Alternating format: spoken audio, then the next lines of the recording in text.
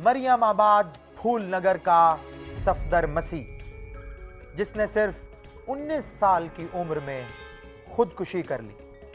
सफदर मसीह की अभी शादी भी नहीं हुई थी। उसके वालिदैन भी इस दुनिया से रुखसत हो चुके हैं। उसकी 3 बहनें और 1 बड़ा भाई है और सब शादीशुदा हैं। वो सबसे छोटा था। उसके भी कुछ ख्वाब होंगे जो उसके साथ ही रुखसत हो गए।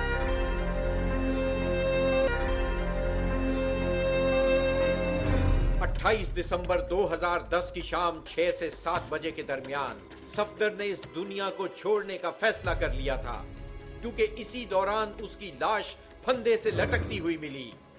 उसी सुबह उसके तमाम घर वाले, जो मकामी म्युनिसिपल कमेटी में मेहनत मजदूरी करते थे, काम के लिए रवाना हो गए। वो घर में अकेला था।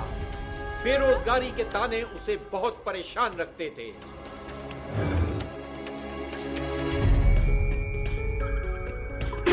सफदर के घर वाले नहीं जानते थे कि जिसे वो घर में छोड़कर जा रहे हैं, उनकी वापसी पर वो दुनिया छोड़ चुका होगा, क्योंकि बेरोजगारी किसी भी नौजवान को इंतहाई मायूसी में ले जाती है। पता नहीं वीरवती काम देगा चले, कोई पता नहीं अभी नौकरी की दावे ने काम कराना है। सानू कोई पता नहीं कि साडे नाल बन के आए।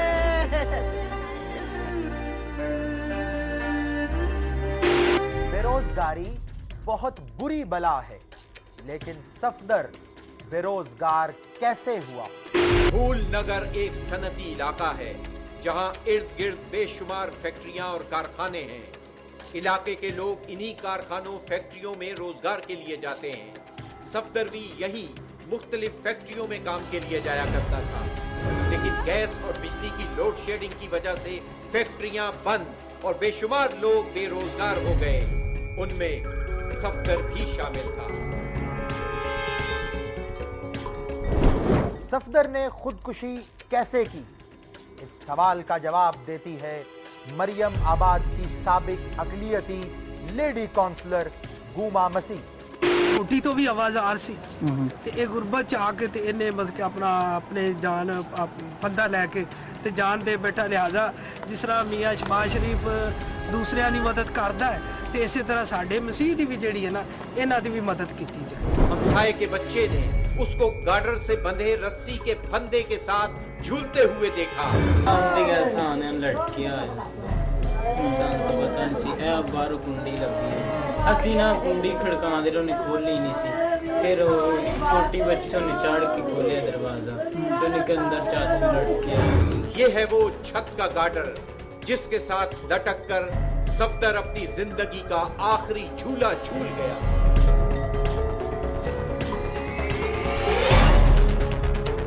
सफदर के सामने यकीनन उसका मुस्तकबिल होगा, एक ऐसा मुस्तकबिल जिसे वो एक अच्छे रोजगार के जरिए संवारना चाहता होगा। उसने कई मकामी फैक्ट्रियों और कारखानों में रोजगार के लिए धक्के खाए, लेकिन वो बेहतर रोजगार की बजाय रोजगार ही से महरूम हो गया। वो फैक्ट्री जहां से सफदर आखिरी मर्तबा बेरोजगार हुआ, फूल नगर की एक सोप फैक्ट्री थी। बेरोजगारी की परेशानी इतनी बढ़ी कि उसने अपने हाथों से अपनी जिंदगी का चिराग गुल कर दिया। गैस और बिजली की लोड शेडिंग घरों के चूल्हे ही नहीं, अब जिंदगी के चिराग भी बुझा रही है। सफदर की जिंदगी का चिराग भी बुझ गया। इस कौम के दूसरे बेरोजगार सफदरों की जिंदगी के चिरागों को रोशन रखना पड़ेगा। हुक्मरानों को लोड शेडिंग और बेरोजगारी के तूफान को रोकना होगा, ताकि घरों के और जिंदगी के चिराग जलते रहें। ब्रेक के बाद देखिए लुटेरों की लूट से बचने के 2 आसान तरीके। मुश्तरी होशियार बाश।